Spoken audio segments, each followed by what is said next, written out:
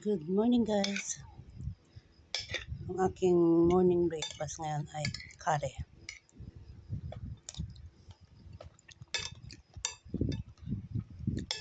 At saka nagluto ako ng talong na may miso. Simpleng agad. Sayang kasi yung talong kaya niluto ko. Kaya kanin na lang ang kinain ko. Itong curry rice naman is instant lang naman.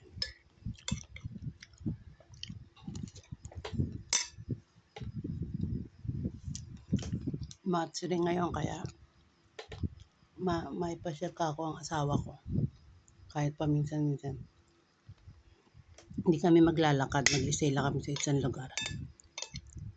Hindi siya pwedeng maglakad kasi. Nakapag-ignis na ako.